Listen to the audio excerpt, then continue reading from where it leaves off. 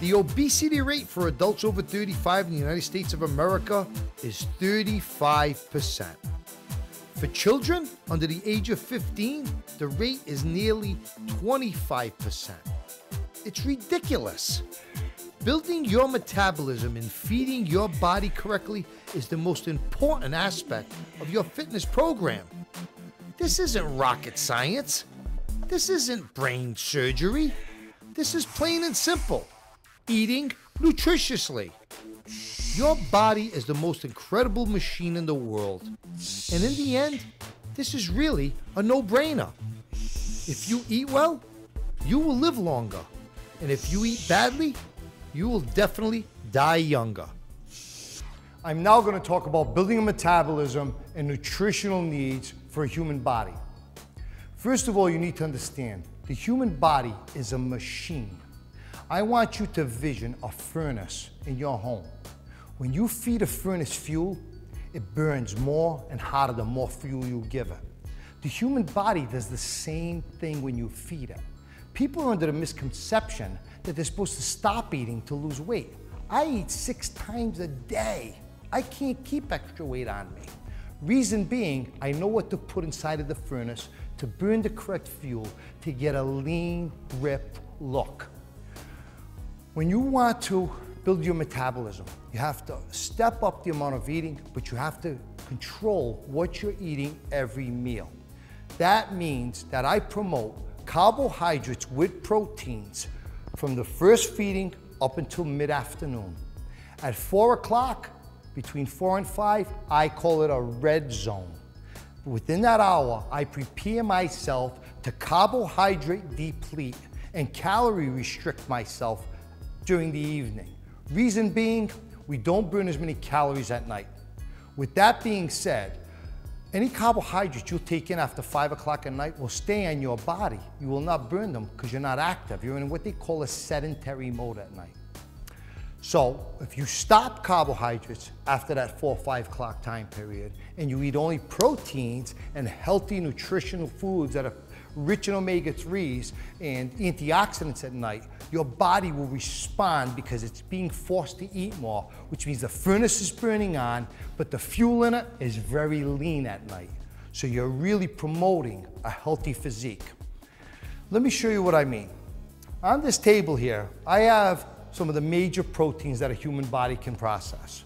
One being red meat, which is steak. The second being a fish, which is halibut. The third being my salmon, and the fourth being chicken. Of all 4 of these foods, I promote the white meat chicken and the fish as a staple food if you want to be ripped up in your body. The red meat is very high in iron and it has a higher fat content, so I only include this in my diet once, possibly twice a week. These foods are good every day, every meal. Now I want to show you about some carbohydrates. Carbohydrates are also a very important part of our human diet. Problem is, we as a society stuff our bodies with carbohydrates. It started a long time ago in the Depression days when money was very scarce and you had to make food last. So we feed carbohydrates. Problem is, after 5 o'clock at night, your body does not burn them.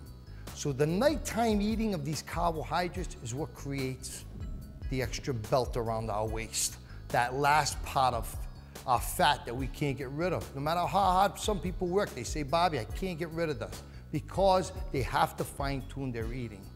You have to understand that in carbohydrates, there are good ones and there are bad ones. Just like in cholesterol, there's HDLs and LDLs. There's good and bad. I promote the sweet potato against the white potato. It's higher in nutrients and minerals, it's better for your body, and this is harder for your body to process. The rice is always good for you. The breads, I always stay with brown breads. I grew up on Italian bread. I used to dunk my Italian bread in my coffee in the morning with my grandmother. It was quite a stretch for me to turn to the right kind of foods. But the truth was, I couldn't be a V.I.G. unless I did this stuff. I'm now gonna bring you over to the vegetables and some fruits.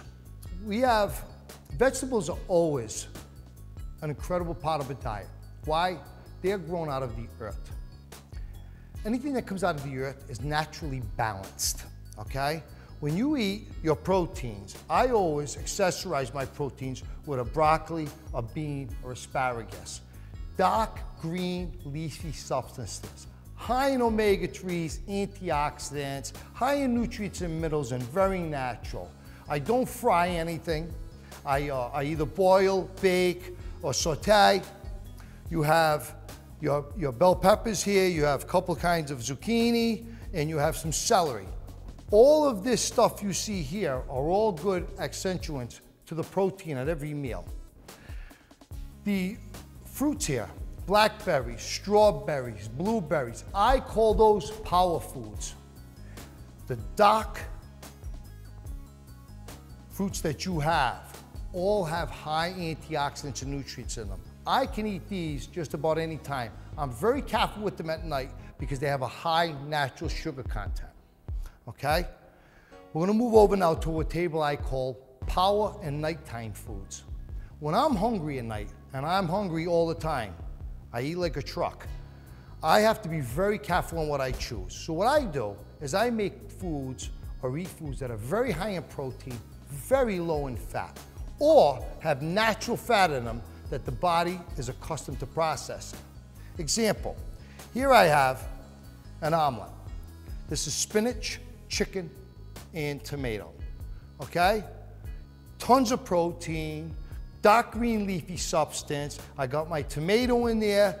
I have my egg, which is 89% protein with the yolk, okay? I have another omelet here prepared a different way.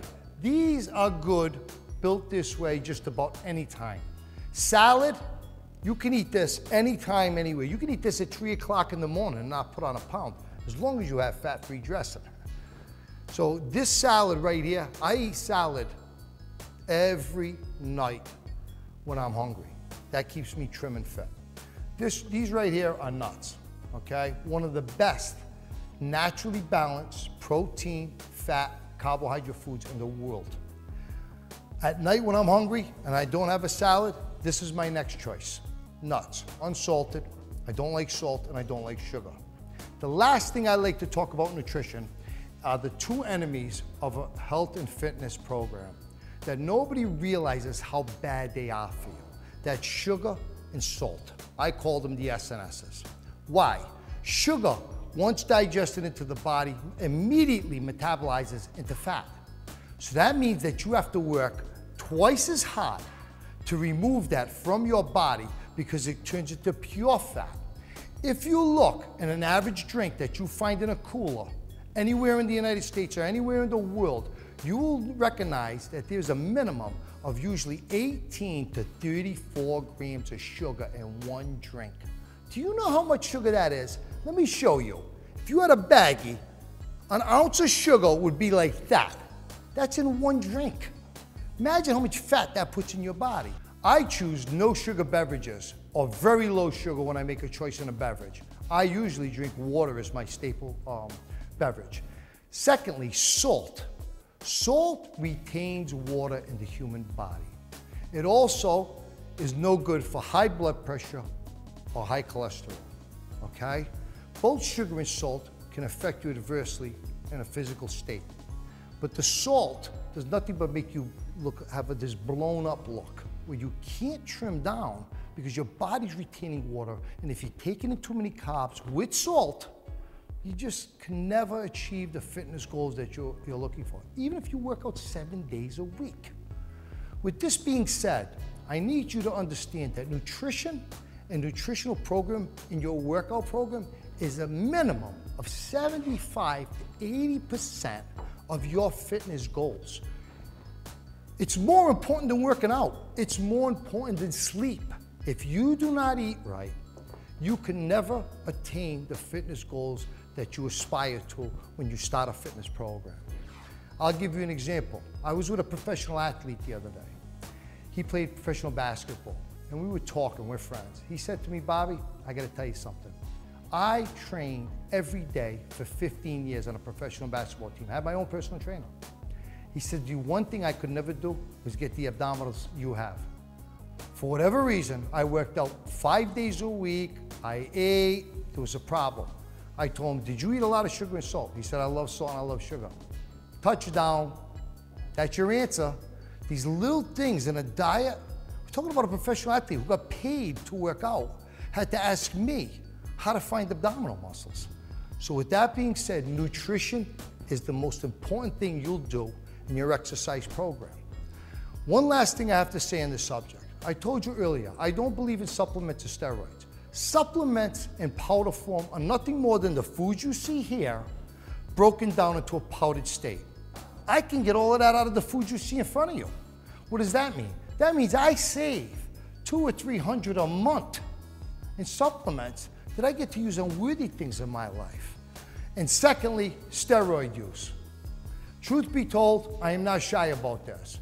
I do not like steroids or anybody who uses them. I'm not interested, I'll tell you why. I work too hard and stay too focused and dedicated to have somebody that's what I call a fugazi. In Italy, they call that a fake. Because if you're doing steroids, you're lying to everybody else and yourself. And you got a shot at cancer, health risk constantly. You're just making believe you're healthy. There is no need for steroids. Steroid users always end up losers.